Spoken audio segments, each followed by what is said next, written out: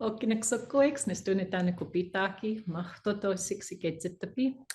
the Blackfeet Nation, Fish Eater clan through Kainai Nation, and also Nimipu Nez Perce. My father's Howard Gladstone, and my mother's Betty Peace Gladstone.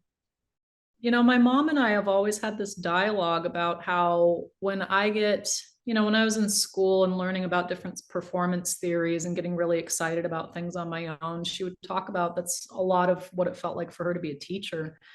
Just the immediacy of what you're doing, the connection with your classroom slash audience, the need to kind of improvise sometimes and supplement and bring things in to like Mm-hmm. fill out what a narrative is.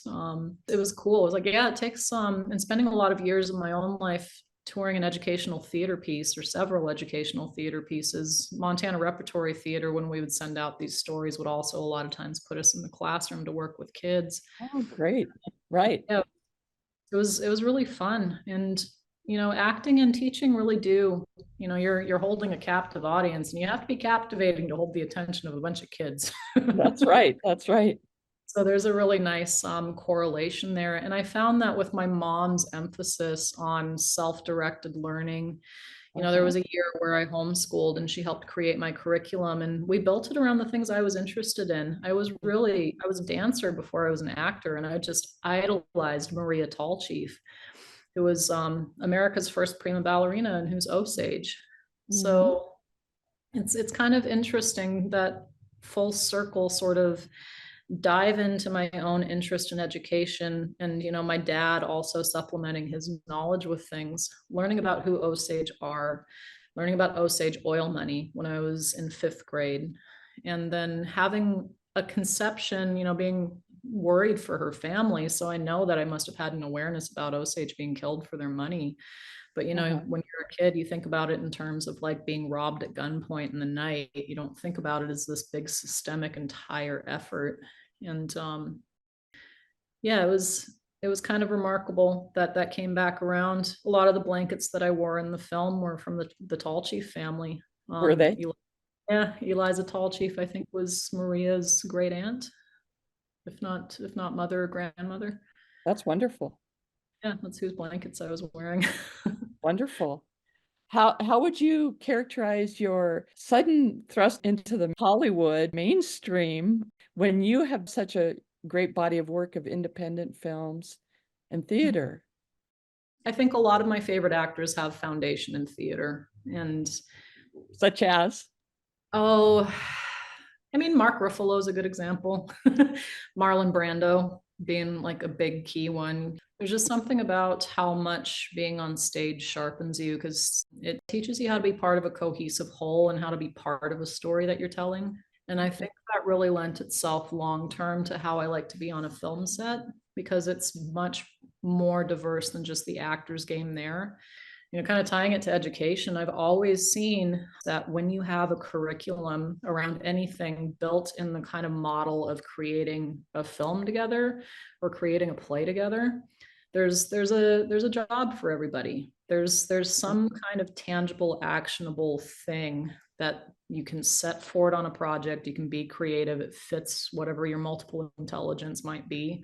Everybody's Mhm. really working together to execute one thing together, and kids love it. So there have been several times when I've been a drama teacher, I guess, at summer camps, and more particularly and recently, Red Eagle Soaring in Seattle. It's Oh, great. yeah, urban Indian kids from all over the place there.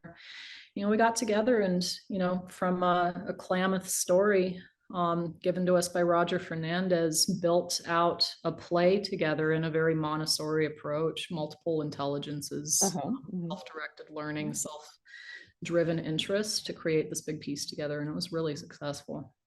What would you tell Native youth as you're a very visible representation for them now?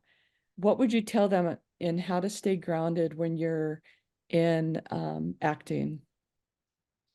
I mean, literally, one of the exercises that I do when I'm teaching kids is a grounding exercise. Mhm. It's called your neutral stance. If you apply like, I don't know, yoga terminology to it, it's mountain pose. but it's Okay. standing firmly on both of your 2 feet, your weight distributed side to side, front to back, where you're just solid, and then growing it up from your feet. And then also kind of imagining roots shooting out of your feet and tying you into the earth. And it's just kind of the basis for a lot of acting technique. Being solidly grounded in a neutral stance where, if somebody were to come by and just kind of lightly push you, you could recover. It's an incredible place to just always revisit because it's your body, your instrument, your sovereign form. And I have to find myself returning to that often because, as we find in life, there's a lot of times where people come by and they try and push you off balance. But Mm-hmm. staying grounded, staying literally like visually rooted in the earth, staying balanced in your own form and trusting yourself that you will catch yourself, that you've got it. I Um, think kids would like to hear that, teenagers especially. What do you have to say as a sign off? Just have a happy day. It's simple, but it's so important.